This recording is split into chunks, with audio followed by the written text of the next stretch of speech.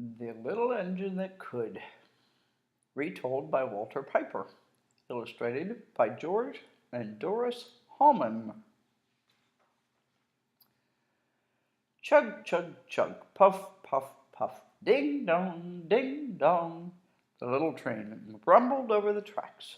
She was a happy little train, for she had such a jolly load to carry. Her cars were filled full of good things for boys and girls. There were toy animals, giraffes with long necks, teddy bears with almost no necks at all, and even a baby elephant. Then there were dolls, dolls with blue eyes and yellow curls, dolls with brown eyes and brown bobbed heads, and the funniest little toy clown you ever saw. And there were cars, full of toy engines, airplanes, tops, jackknives, picture puzzles, books, and every kind of thing boys and girls could want. But that was not all. Some of the cars were filled with all sorts of good things for boys and girls to eat. Big golden oranges, red-cheeked apples, bottles of creamy milk for their breakfasts, fresh spinach for their dinners, peppermint drops and lollipops for after-meal treats. The little train was carrying all these wonderful things to the good little boys and girls on the other side of the mountain. She puffed along merrily. Then all of a sudden she stopped with a jerk. She simply could not go another inch. She tried and tried, but her wheels would not turn. What were all those good little boys and girls on the other side of the mountain going to do without the wonderful toys to play with and the good food to eat? "Here comes a shiny new engine," said the funny little clown who jumped up out of the train. "Let us ask him for help." So all the dolls and toys cried out together. "Please, shiny new engine, won't you please pull our train over the mountain? Our engine has broken down, and the boys and girls on the other side won't have any toys to play with or good food to eat unless you help us." But the shiny new engine snorted. "I pulled you? I am a passenger train. I have just carried a fine big train over the mountain with many more cars than you ever dreamed of.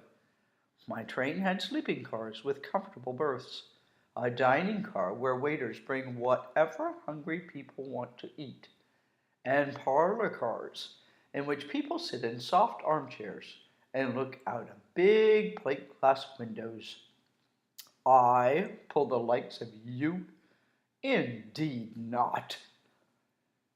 And off he steamed to the roundhouse, where engines live when they are not busy. How sad the little train and all the dolls and toys felt. Then the little clown called out, "The passenger engine is not the only one in the world. Here's another engine coming, a great big strong one. Let us ask him to help us." The little toy clown waved his flag, and the big strong engine came to a stop. "Please, oh please, big engine," cried all the dolls and toys together. "Won't you please pull our train over the mountains? Our engine has broken down, and the good little boys and girls on the other side won't have any toys to play with or good food to eat unless you help us." But the big strong engine bellowed, "I am a freight engine. I have just pulled a big train loaded with big machines over the mountain. These machines print books and newspapers for grown-ups to read. I am a very important engine indeed. I won't pull the likes of you." And the freight engine puffed off indignantly to the roundhouse. The little train and all the dolls and toys were very sad. "Cheer up," cried the little toy clown. "The freight engine is not the only one in the world. Here comes another. He looks very old and tired, but our train is so little, perhaps he can help us." So the little toy clown waved his flag, and the dingy, rusty old engine stopped. "Please, kind engine," cried all the dolls and toys together, "won't you please pull our train over the mountain? Our engine has broken down, and the boys and girls on the other side won't have any toys to play with or good food to eat unless you help us." But the rusty old engine sighed. "I'm so tired. I must rest my weary wheels. I cannot pull even so little a train as yours over the mountain. I cannot, I cannot, I cannot." And off he rumbled to the roundhouse, chugging, "I cannot, I cannot, I cannot." Then, indeed, the little train was very, very sad, and the dolls and toys were ready to cry. But the little clown called out, "Here is another engine coming, a little blue engine, a very little one. Maybe she will help us." The very little engine came chugging merrily along. When she saw the toy clown's flag, she stopped quickly. "What is the matter, my friends?" she asked kindly. "Oh, little blue engine," cried the dolls and toys, "will you pull us over the mountain? Our engine has broken down, and the good boys and girls on the other side won't have any toys to play with or good food to eat unless you help us. Please, please help us, little blue engine." "I'm not very big," said little blue engine. "They use me only for switching trains in the yard. I have never been over the mountain." "But we must get over the mountain before the children awake," said all the dolls and toys. The very little engine looked up and saw the tears in the doll's eyes, and she thought of the good little boys and girls on the other side of the mountain who would not have any toys or good food to eat unless she helped. Then she said, "I think I can, I think I can, I think I can." And she hitched herself to the little train.